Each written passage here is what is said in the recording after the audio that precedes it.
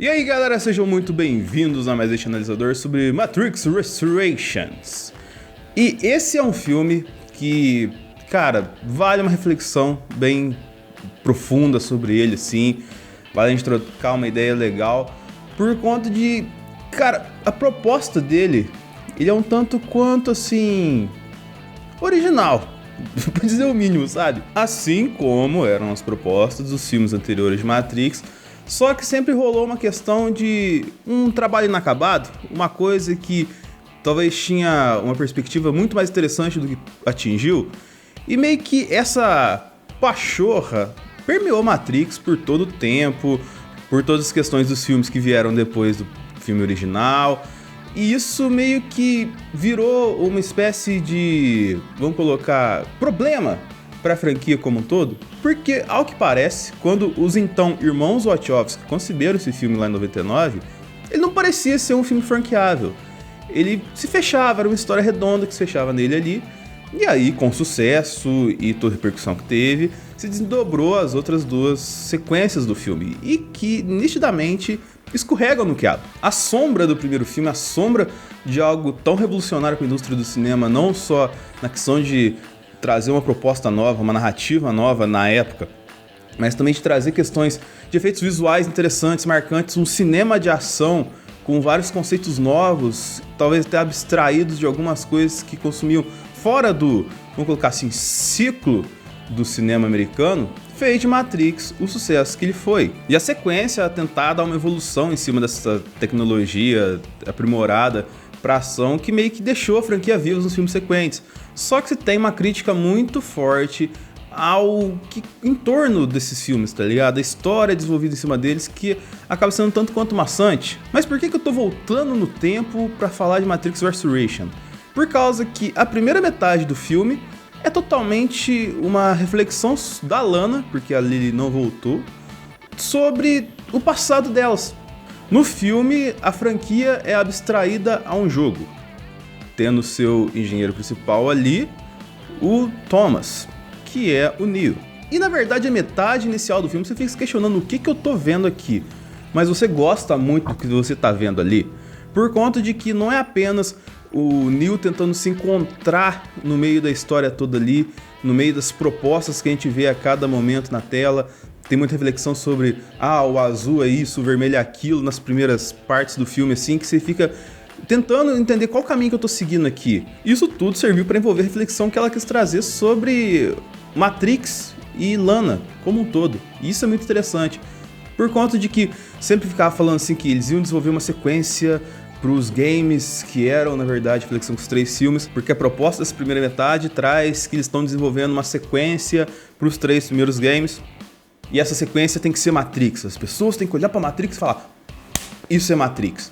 Tem que ser uma reflexão muito importante, que vai trazer a essência da Matrix de volta, tem que ser impactante, charmoso, sexy e tudo mais, tal, assim, tudo que a crítica falou que esperava desse próximo Matrix, ela colocou como plot da história sendo Matrix, meio que fazendo uma crítica à reflexão que a indústria faz sobre uma nova obra. E cara, isso foi genial, porque não vai só em cima da expectativa construída para cima do filme, em cima da Lana como um todo, mas também com uma reflexão sobre o papel do Keanu Reeves na cultura pop como um todo, assim, por conta de que ele olhava no espelho assim, e onde, entre aspas, via a realidade, e vi um cara muito mais velho. E não parece um cara parecido comigo? O outro é apenas uma cópia da Matrix. Porque tem essa brincadeira, né? Tipo, o Keanu Reeves não envelhece, ele tá parecendo que tá do mesmo jeito desde sempre.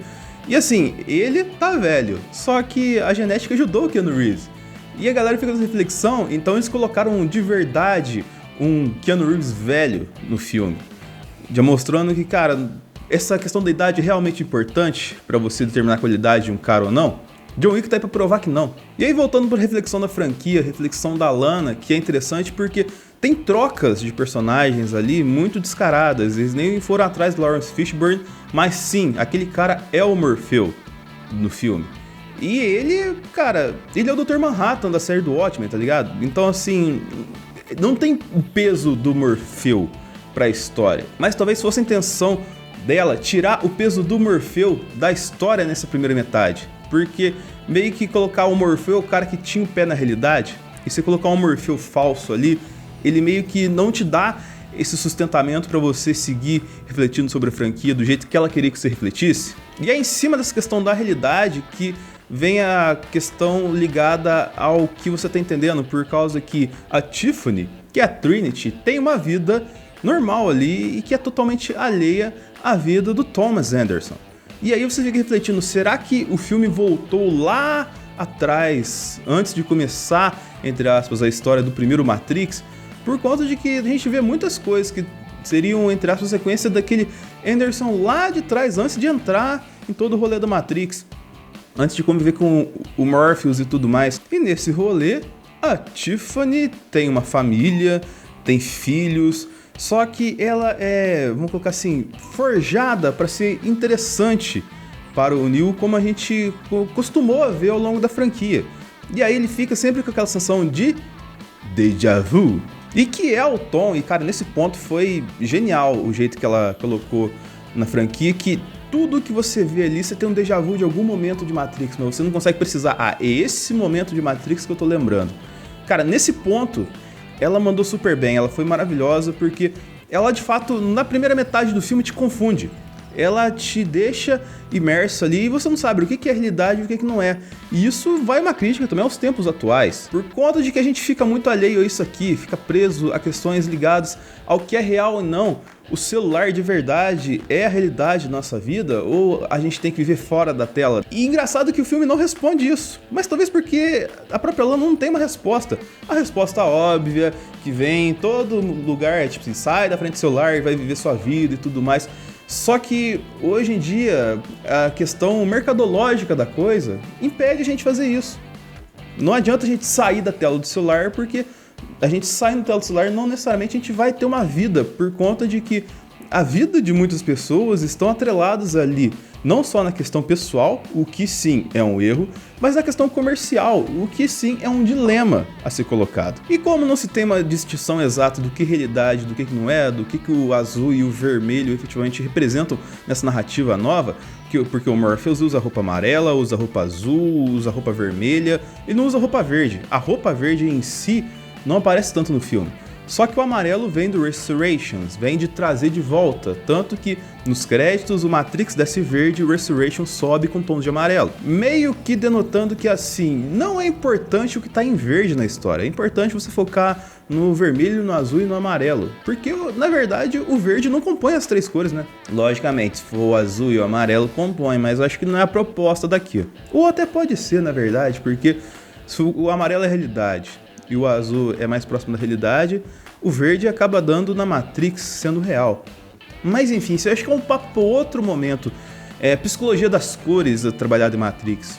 Vale um debate, vamos ver. Então a gente entra de verdade na Matrix quando o Neo atende ao chamado mais uma vez do Coelho vindo pra toca, na analogia da Alice no País das Maravilhas, que traga de volta para esse filme.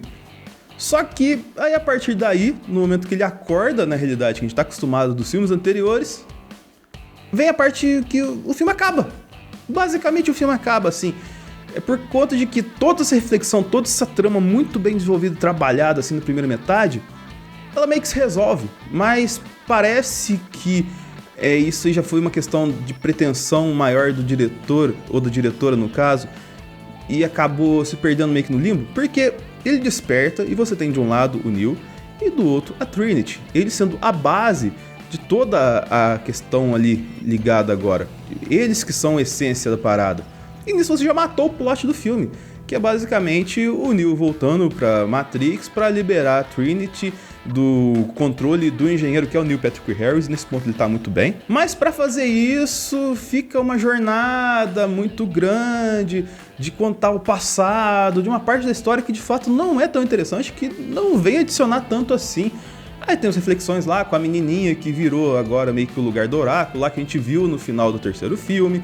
Mas assim, uma coisa efetivamente legal, diferente a partir desse momento você não tem. Você tem uma volta ao passado, meio que ela tentando fechar uma história que ela mesmo falou na primeira metade que ela não se preocupava. E assim, a ação do filme como um todo sempre é um trunfo de Matrix. Só que a crítica que fica é que, assim, a trilha, ela fica meio perdida. E a trilha de Matrix é muito importante pra te colocar na cena e tudo mais. E ela fica muito genérica, ela fica muito plástica, assim. E a segunda metade também da ação, ela fica muito repetitiva. Eu acho que o Neo faz umas 5 vezes parar, assim, as balas usando a mão, dando um tapa na gostosa. Isso acaba te dispersando da sequência do filme, porque, cara, é repetição de várias cenas, de várias reflexões, assim. Aí tem lá uma tiradinha muito sacana, mas que eu acho que era a Lana tentando fazer uma, entre aspas, brincadeira com a gente de que o agente Smith, que é lá o rei do Hamilton lá que gospe pra caralho, meio que se volta contra o analista do Neil Patrick Harris e ajuda o Neo a se libertar com a Trinity ali. Mas ele faz isso só pra lá na frente ter mais uma chance de um confronto final.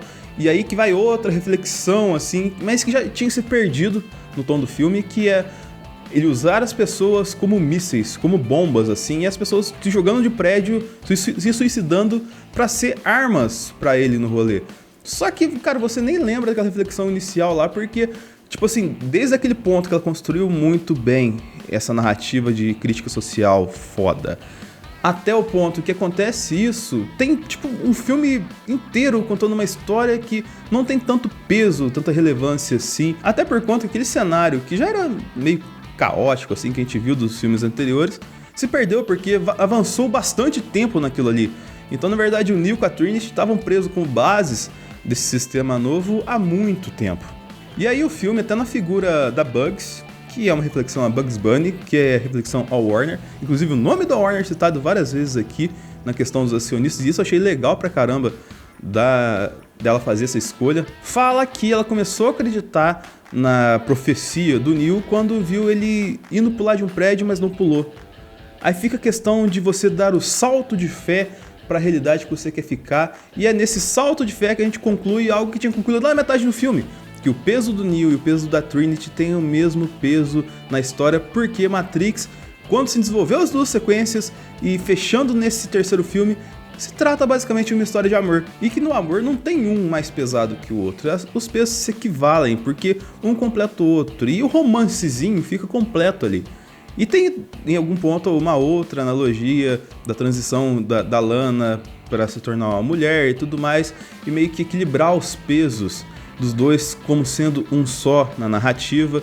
E aí você tem a Trinity também tendo comportamentos de escolhida, assim como o Neo. E que conclui toda essa narrativa, uma proposta interessante, legal, de reflexão, só que parece que ela pensou só metade do filme. A outra metade do filme ficou muito plástico, comercial, ficou exatamente a crítica que ela fazia ao que a indústria esperava do filme dela.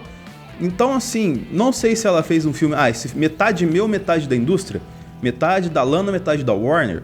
Se for isso, eu não vou falar que é genial, porque, cara, ela pode acabar perdendo a primeira metade do filme por conta da segunda metade dela.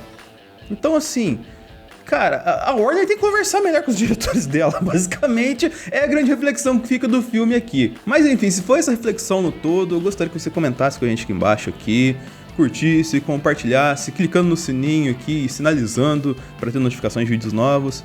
E se inscrevesse no analisador aqui pra gente ajudar a fazer conteúdos mais novos, pra sair da Matrix, pra você assistir esse conteúdo ouvindo no celular, não olhando uma tela azul e tudo mais, as 300 reflexões e tal. E o Deja Vu é muito fofinho, que ele agora é um gato preto, assim, ele é gordinho, assim, é uma gracinha. Mas enfim, espero que tenham gostado desse vídeo. Curta, compartilhe, favorite, sinalize, se inscreva mais uma vez. E até o próximo analisador, você e eu falando junto aqui, baby. Thank you. Espero que esse Natal seja um Natal feliz, de amor, fartura, muita paz e alegria. E por falar nisso, um Feliz Natal para todos. Yes, baby. Thank you.